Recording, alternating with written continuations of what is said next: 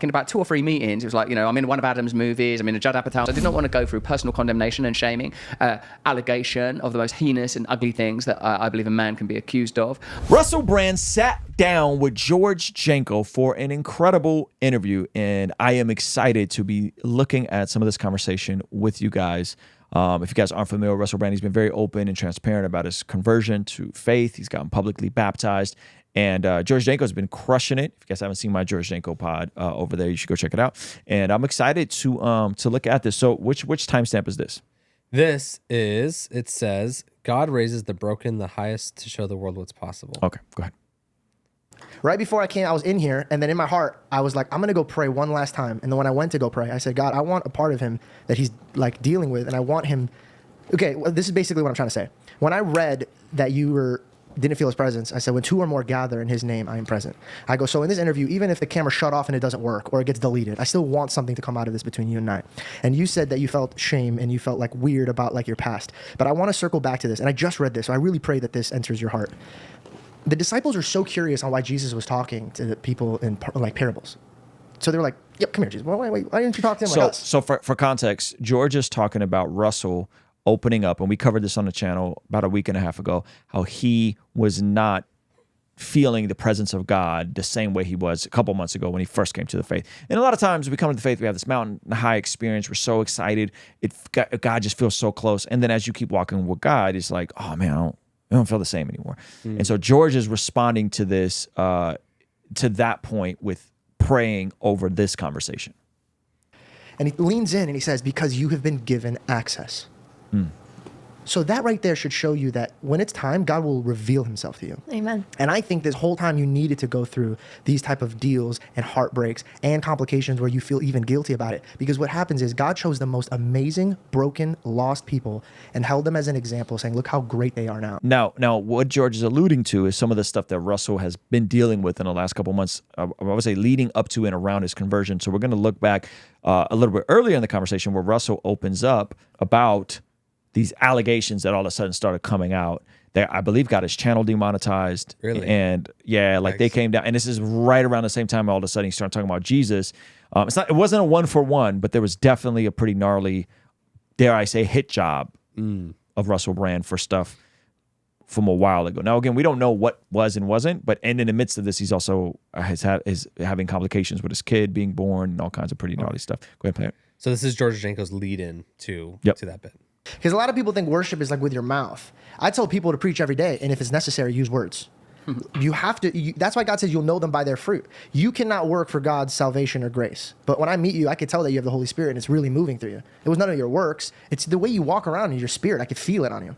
When you said you were wrestling and you submitted fully to God, it reminded me of Jacob when he was wrestling. And also reminded me of myself and Belle. And anyone who has a relationship with God, they tap out and they go, all right, man, you take charge. Yeah. What did that feel like surrendering to Jesus versus other spiritual gods? More direct, more clarity, like a sort of the personal relationship dynamic made it more vivid. Like I can surrender all day long to a sort of spirit of the universe and to the limitless powers of the deep poetry of quantum mechanics, but that ain't the same as surrendering to someone who gives their life for me, who is a human being as well as a God. How it has felt different as well is not only the way I conceptualize it, maybe there's a difference in the way I conceptualize it in so much as it's someone that I see and someone that I can talk to and someone that I can feel. And when I notice myself praying sats means like an imitation. For surely each of us, due to our own distinctions and differences, are having an intimate and private and personal relationship with Christ, even if there is an absolute and objective Christ that would be difficult to conceptualize and render. That's an awfully hot coffee pot. This man, awfully hot coffee pot, but involved all his own design. This man had the hand going too.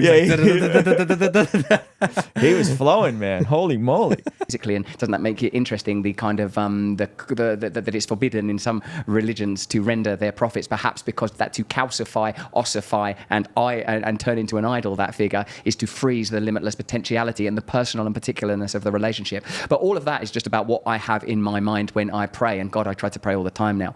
What really was different is I was crushed. And it was involuntary. Yeah, all of us want to awaken, but none of us want to go through the experience of the terrifying and terrible, agonizing crushing of the personal will and the personal perspective. That's good. So he says all of us want to be awakened, but none of us want to go through the process of the crushing of the will. Which is like the new age versus actual following Jesus. Right. Because Jesus says you got to lay down your life. You got to lay down your life, pick up your cross, follow me. That means there's a death that happens, right? The whole idea of baptism is that you're dying and you're rising with God, with Jesus, right? But the universe wants what's best for you. Right. No. And the gaining of a new perspective is unbelievably painful. To wrench away the sockets that are fixated on self. I did not want to go through that experience. I did not want to go through personal condemnation and shaming, allegation of the most heinous and ugly things that I believe a man can be accused of. I did not want to go through that simultaneously while learning from a 26-week scan that my little son had birth defects and be offered a late-term abortion. All of these things simultaneously. I didn't want to go to the famous Great Ormond Street hospital. Those of you guys that are like, woman's health, right? The baby, right? And then you hear of situations like this that they're offered a late term. Yeah, it's like, oh, by the way, we suggest. And the baby lives and is fine. You know, like, yeah. Oof. Go ahead. Hospital and be present while my little boy has his chest carved open and his heart taken out of his body, although I wasn't there for that bit because they don't have parents in the room for that bit, although I did offer. None of these things did I want. None of these things would I have chosen. Given the choice, I would reject it all. If I was in charge, if I was God, I would have gone, no, I refuse. And I tried to, fool that I am, iconoclast and idol worshipper that I am, when we got that scan information, while like any sort of prospective parent standing in a room, getting a scan, when you in that moment where the person doing the scan, it just goes from the bright and breezy, nice and easy, do you want to get this image on a mug or a key ring for the grandparents? And remember, I'm 3 kids in, so I've been through this process. And when suddenly the scan stops, Mr. Brown, you might want to take the children outside. And you know that it's one of those moments where the curtain in the temple is torn, where you know that you're in a different reality now. And I, afterwards, on learning, I said to the woman doing the scan, is this ever going to be nothing again? Is this ever going to be nothing again? Like, is there going to be a person I can pay more money to do a better scan that's going to say, no, it's actually all okay? And she said, no, this is now not nothing. And my wife was immediately, even though it wasn't something she was able to articulate, she was immediately empowered, I suppose, in her womanhood, but perhaps beyond even that, her motherhood, because she's herself, 3 children deep. But me, I was like, I'm not going to Great Ormond Street. I'm not having like a child with tubes up its nose. I'm not going for all of that. I rejected it.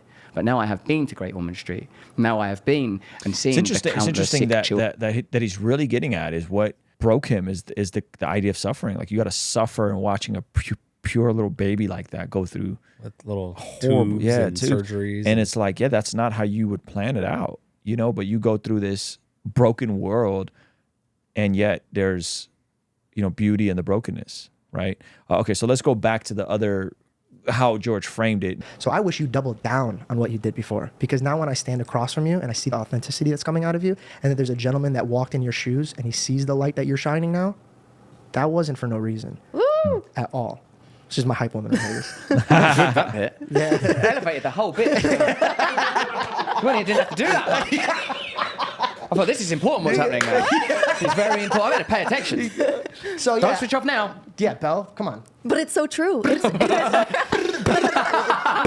so true, man. Who talks like that? I'm a part-time rapper. No, but it's so true, because you wouldn't be the person that you are without all your experiences. And I don't think that you would have this deeper connection and understanding for the gospel if it hadn't been for all the things that you have been in and out of. And George chewing ice. Shout out to George chewing ice. Chewing ice. That's right now. George, man. That's He's like, this is my podcast. Yeah, go ahead. Look at pausing and tell me what not to do. Ask you is that I recently saw you speak on the fact that before, you wanted to become famous because you needed acceptance, you wanted self-worth, you wanted to feel special when you were in a low place. And so now, how do you view your relationship with your fame and even with acting? Do you see yourself taking a different route in order to give different messages through your skills, through your gifts? That's a good question. I don't know, Shauna, but do you think I think it's very common for people that are new to Christianity to get really overwhelmed by zeal and evangelical fervor in it, and just like, I'm just going to do this now. I'm just going to do this the whole time. Remember, like, that Hollywood and acting, I've been in a few films sort of maybe a couple of years ago or whatever, around COVID, end of COVID time. But I'd experienced a kind of very exciting, almost vertical ascent from doing stuff in the UK and being on MTV, then movie stars coming on my MTV show in the UK and then getting in movies. Like, it was sort of really amazing. Like when Adam Sandler came on my MTV show. That's crazy. With his agent, and then I interviewed him, and I was cheeky to Adam Sandler. I didn't even, but if you know Adam Sandler, he's not a high ego guy. For someone that's as talented as he is and a bigger star as he is, he's humble. Right, and like he didn't mind. Like I had him on for an interview, and I was like talking the whole time and not letting him talk. And he's like a big, massive movie star, and I just some guy with a weird haircut from England. And like him and his agent, like straight afterwards, were like, you're really funny. Come over to LA, and I want to represent you. Said Adam Sandler's agent, a man called Adam Bennett, and like then they introduced me to Judd Apatow. And like in about 2 or 3 meetings, it was like, I'm in one of Adam's movies. I'm in a Judd Apatow movie. Brilliant movie, by the way, and you crushed that role. Oh, thank you. You're so lovely. Thank you. And it felt sort of like it was just getting better and better and better. And always when I was a little kid, and like, as you described, mate, when I was a sort of fat, lonely little boy, I wanted glory. I wanted glory, and I wanted not to feel worthless, and I wanted not to feel sort of small and kind of dirty and ashamed, or whatever it was I felt. There's a number of ways of describing it, but in some way it was without worth. And so when all these things happen on that kind of sort of material or cultural plane, it feels very, very stimulating and very, very rewarding. But simultaneously, if you're kind of a person that's somewhat aware and awake, you're kind of ghoulingly aware that it isn't the thing that you were looking for. You're sort of like, it's not this, is it? But I better keep going. The same with the pursuit of promiscuity, which I pursued rather religiously, I have to be honest, and which similarly I was devoted to. All of these things, it's so ridiculous really when you consider the life of a devout person. Like you think, I can't be devout, I can't be thinking about Jesus actually the whole time, never taking my mind off Jesus, never taking my eyes off Jesus, not for a second, finding Christ in every single moment. Then I realised, I was a heroin addict, didn't have no problem doing that. Ding, where's the heroin?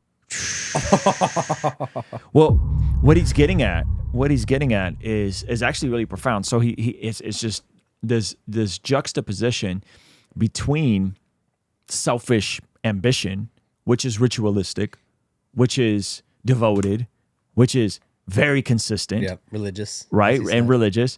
And godly ambition, the ambition to pursue God's way of living your life. And it reminds me of the passage, we talk about it all the time. It's in 1 Thessalonians. 1 Thessalonians kind of drives home this point, right? Of what is a godly ambition? Now, the church in Thessalonia was living under some degree of persecution, and we're honestly just waiting for the return of Jesus. Like they were kind of over it, right? And I think this is as chaotic as things are today. I think many of us are in a similar spot where we're just kind of like, man, we're over it, right? But Paul gives them this interesting application point in verse 11, 1 Thessalonians chapter 4, verse 11. It says, and make it your ambition to lead a quiet life. You shall mind your own business, work with your hands, just as we told you, so that your daily life may win the respect of outsiders, and so that you will not be dependent on anyone. So what I love about this is, one, there is a time and a place for ambition. Sometimes you get saved and you think that you can't be ambitious anymore. That's not true. You just have to redirect that ambition. 2, it's towards leading a quiet life, which I believe Russell is figuring out, right? And working with your own hands, just as we told you, so your daily life may win the respect of outsiders, so that you will not be dependent on anyone. So it's this idea of a daily life, not a mountaintop experience. It's this idea of the process, not the product. It's this idea of living the thing out long enough instead of trying to reach some vanity metric or some status. And Russell, rightfully so, is pointing out, hey, when I was chasing my own thing and I was trying to build my own kingdom, I would get these things and then they would leave me empty, right? And that's how you know the difference. Are you in you pursuing Jesus and pursuing God's ways? Are you after the processes that God wants you to walk through to become more sanctified and refined and be made in his image? Or are you really just doing things because you're insecure and you need validation and you need status and you need other people to affirm you? I think there's a healthy tension there, and Russell, rightfully so, is saying, yeah, I'm not just going to be mascotted around as some new Christian avatar, right? I'm going to lean into the process of progress, and ultimately that is the upward call of the believer, right? And to still be a physical utility here, right? This isn't void of the here and now in this life, right? Oftentimes we think that once you're saved, like you could be useless on earth. No, it's the opposite. Like Paul is still telling them, hey, like you need to mind your own business. You need to work with your own hands, right? Ephesians says, like, he who does not work, it's Ephesians different. He who does not work must not eat.